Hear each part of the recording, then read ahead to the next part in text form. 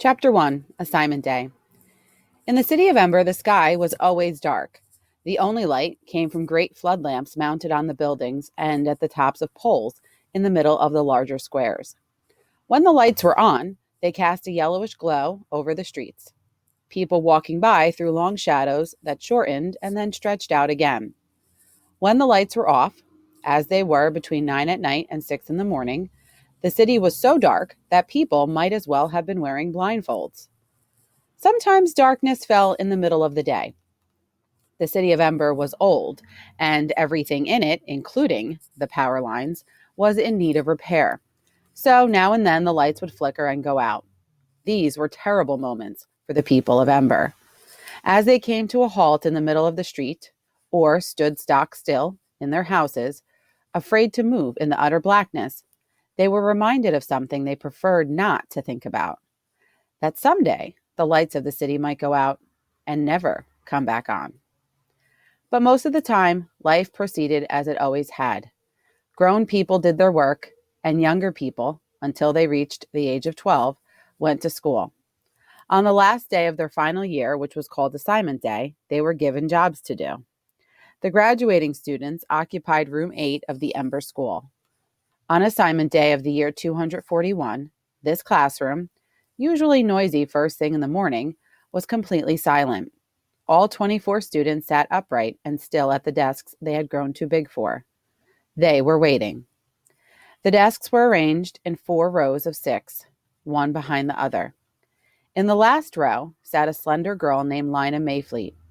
She was winding a strand of her long dark hair around her finger, winding and unwinding it again and again. Sometimes she plucked at a thread on her ragged cape or bent over to pull on her socks, which were loose and tended to slide down around her ankles. One of her feet tapped the floor softly. In the second row was a boy named Dune Harrow. He sat with his shoulders hunched, his eyes squeezed shut in concentration, and his hands clasped tightly together. His hair looked rumpled, as if he hadn't combed it for a while. He had dark, thick eyebrows, which made him look serious at the best of times, and, when he was anxious or angry, came together to form a straight line across his forehead. His brown corduroy jacket was so old that its ridges had flattened out. Both the girl and the boy were making urgent wishes. Dune's wish was very specific. He repeated it over and over again, his lips moving slightly, as if he could make it come true by saying it 1,000 times. Lina was making her wish in pictures rather than in words. In her mind's eye, she saw herself running through the streets of the city in a red jacket. She made this picture as bright and real as she could. Lina looked up and gazed around the schoolroom. She said a silent goodbye to everything that had been familiar for so long. Goodbye to the map of the city of Ember and its scarred wooden frame, and the cabinet whose shelves held the book of numbers, the book of letters, and the book of the city of Ember. Goodbye to the cabinet drawers labeled new paper and old paper. Goodbye to the 3 electric lights in the ceiling that seemed always, no matter where you sat, to cast the shadow of your head over the page you were writing on. And goodbye to their teacher, Miss Thorne, who had finished her last day of school speech, wishing them luck in the lives they were about to begin. Now, having run out of things to say, she was standing at her desk with her frayed shawl clasped around her shoulders. And still the mayor, the guest of honor, had not arrived. Someone's foot scraped back and forth on the floor. Miss Thorne sighed. Then the door rattled open and the mayor walked in. He looked annoyed, as though they were the ones who were late. "Welcome, Mayor Cole," said Miss Thorne. She held out her hand to him. The mayor made his mouth into a smile. "Miss Thorne," he said, enfolding her hand. "Greetings. Another year." The mayor was a vast, heavy man, so big in the middle that his arms looked small and dangling. In one hand he held a little cloth bag. He lumbered to the front of the room and faced the students. His gray, drooping face appeared to be made of something stiffer than ordinary skin. It rarely moved except for making the smile that was on it now. "Young people of the highest class," the mayor began. He stopped and scanned the room for several moments. His eyes seemed to look out from far back inside his head. He nodded slowly. Assignment day now, isn't it? Yes. First we get our education, then we serve our city. Again, his eyes moved back and forth along the rows of students, and again he nodded, as if someone had confirmed what he'd said. He put the little bag on Miss Thorne's desk and rested his hand on it. What will that service be, eh? Perhaps you're wondering. He did his smile again, and his heavy cheeks folded like drapes. Lina's hands were cold. She wrapped her cape around her and pressed her hands between her knees. Please hurry, Mr. Mayor, she said silently. Please just let us choose and get it over with. Dune, in his mind, was saying the same thing, only he didn't say please. Something to remember, the mayor said, holding up one finger. Job you draw today is for 3 years. Then evaluation. Are you good at your job? Fine, you may keep it. Are you unsatisfactory? Is there a greater need elsewhere? You will be reassigned. It is extremely important, he said, jabbing his finger at the class, for all work of Ember to be done, to be properly done. He picked up the bag and pulled open the drawstring. So, let us begin. Simple procedure. Come up one at a time. Reach into this bag. Take one slip of paper. Read it out loud. He smiled and nodded. The flesh under his chin bulged in and out. Who cares to be first? No one moved. Lina stared down at the top of her desk. There was a long silence. Then Lizzie Biscoe, one of Lina's best friends, sprang to her feet. I would like to be first, she said in her breathless high voice. Good, walk forward. Lizzie went to stand before the mayor. Because of her orange hair, she looked like a bright spark next to him. Now choose. The mayor held out the bag with one hand and put the other behind his back, as if to show he would not interfere. Lizzie reached into the bag and withdrew a tightly folded square of paper. She unfolded it carefully. Lina couldn't see the look on Lizzie's face, but she could hear the disappointment in her voice as she read out loud, Supply Depot Clerk. Very good, said the mayor. A vital job. Lizzie trudged back to her desk. Lina smiled at her, but Lizzie made a sour face. Supply Depot Clerk wasn't a bad job, but it was a dull one. The Supply Depot clerks sat behind a long counter, took orders from the storekeepers of Ember, and sent the carriers down to bring up what was wanted from the vast network of storerooms beneath Ember's streets. The storerooms held supplies of every kind: canned food, clothes, furniture, blankets, light bulbs, medicine, pots and pans, reams of paper, soap, more light bulbs. Everything the people of Ember could possibly need. The clerks sat at their ledger books all day, recording the orders that came in and the goods that went out. Lizzie didn't like to sit still. She would have been better suited to something else, Lina thought. Messenger, maybe? The job Lina wanted for herself. Messengers ran through the city all day, going everywhere, seeing everything. Next, said the mayor. This time, 2 people stood up at once, Orly Gordon and Chet Nome. Orly quickly sat down again, and Chet approached the mayor. Choose, young man, the mayor said. Chet chose. He unfolded a scrap of paper. Electrician's helper, he read, and his wide face broke into a smile. Lina heard someone take a quick breath. She looked over to see Dune pressing a hand against his mouth. You never knew, each year, exactly which jobs would be offered. Some years there were several good jobs, like greenhouse helper, timekeeper's assistant, or messenger, and no bad jobs at all. Other years, jobs like pipe works laborer, trash sifter, and mold scraper were mixed in. But there would always be at least 1 or 2 jobs for electrician's helper. Fixing the electricity was the most important job in Ember, and more people worked at it than at anything else. Orly Gordon was next. She got the job of building repair assistant, which was a good job for Orly. She was a strong girl and liked hard work. Vindy Chance was made a greenhouse helper. She gave Lina a big grin as she went back to her seat. She'll get to work with Clary, Lina thought. Lucky. So far, no one had picked a really bad job.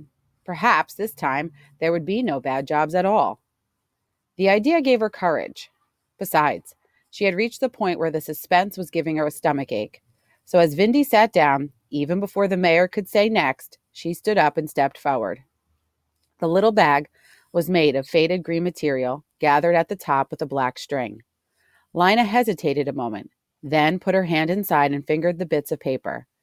Feeling as if she were stepping off a high building, she picked one. She unfolded it. The words were written in black ink, in small, careful printing. Pipe Works Laborer, they said. She stared at them. Out loud, please, the mayor said. Pipe Works Laborer, Lina said in a choked whisper.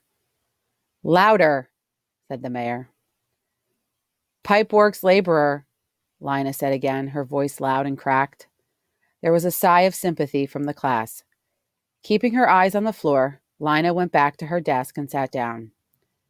Pipeworks laborers worked below the storerooms in the deep labyrinth of tunnels that contained Ember's water and sewer pipes. They spent their days stopping up leaks and replacing pipe joints. It was wet, cold work. It could even be dangerous. A swift underground river ran through the pipeworks, and every now and then someone fell into it and was lost. People were lost occasionally in the tunnels, too, if they strayed too far. Lina stared miserably down at a letter B someone had scratched into her desktop long ago. Almost anything would have been better than pipeworks laborer. Greenhouse helper had been her second choice. She imagined with longing the warm air and earthy smell of the greenhouse, where she could have worked with Clary, the greenhouse manager, someone she'd known all her life. She would have been content as a doctor's assistant, too, binding up cuts and bones. Even street sweeper or cart puller would have been better. At least then she could have stayed above ground with space and people around her. She thought going down into the pipeworks must be like being buried alive. One by one, the other students chose their jobs. None of them got such a wretched job as hers. Finally, the last person rose from his chair and walked forward. It was Dune. His dark eyebrows were drawn together in a frown of concentration. His hands, Lina saw, were clenched into fists at his sides. Dune reached into the bag and took out the last scrap of paper. He paused a minute, pressing it tightly into his hand. Go on, said the mayor. Read. Unfolding the paper, Dune read, Messenger. He scowled, crumpled the paper, and dashed it to the floor. Lina gasped. The whole class rustled in surprise. Why would anyone be angry to get the job of messenger? Bad behavior, cried the mayor. His eyes bulged and his face darkened. Go to your seat immediately. Dune kicked the crumpled paper into a corner. Then he stalked back to his desk and flung himself down. The mayor took a short breath and blinked furiously. Disgraceful, he said, glaring at Dune. A childish display of temper. Students should be glad to work for their city.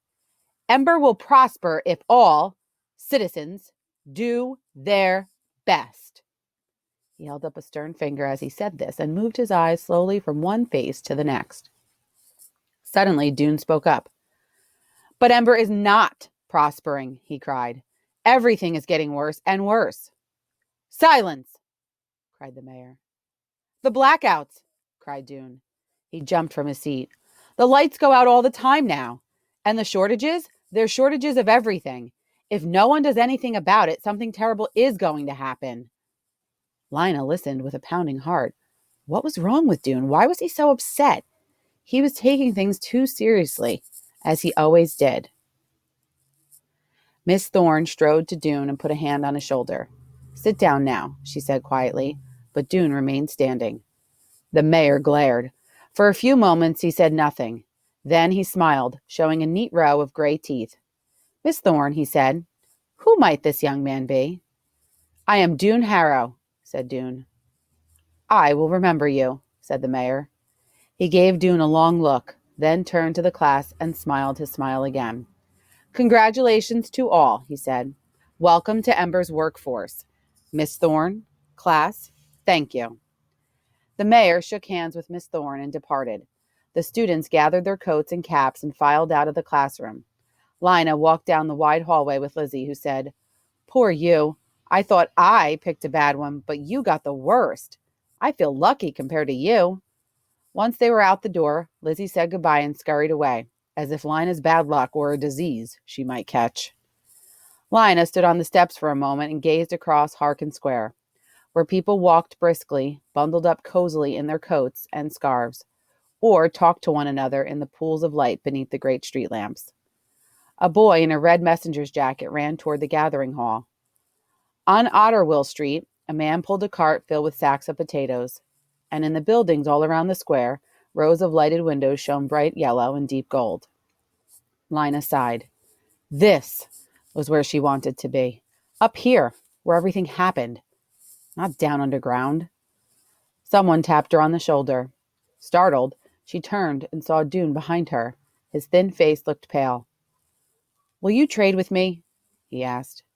Trade? Trade jobs. I don't want to waste my time being a messenger. I want to help save the city, not run around carrying gossip. Lina gaped at him. You'd rather be in the pipe works?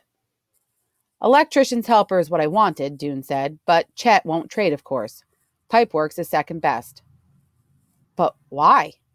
Because the generator is in the pipeworks, said Dune. Lina knew about the generator, of course. In some mysterious way, it turned the running of the river into power for the city. You could feel its deep rumble when you stood in Plummer Square. I need to see the generator, Dune said. I have ideas about it. He thrust his hands into his pockets. So, he said, will you trade? Yes, cried Lina. Messenger is the job I want most. And not a useless job at all, in her opinion. People couldn't be expected to trudge halfway across the city every time they wanted to communicate with someone. Messengers connected everyone to everyone else. Anyway, whether it was important or not, the job of messenger just happened to be perfect for Lina. She loved to run. She could run forever. And she loved exploring every nook and cranny of the city, which was what a messenger got to do. All right then, said Dune. He handed her his crumpled piece of paper, which he must have retrieved from the floor. Lina reached into her pocket, pulled out her slip of paper, and handed it to him. Thank you, he said. You're welcome, said Lina. Happiness sprang up in her, and happiness always made her want to run. She took the steps 3 at a time and sped down Broad Street toward home.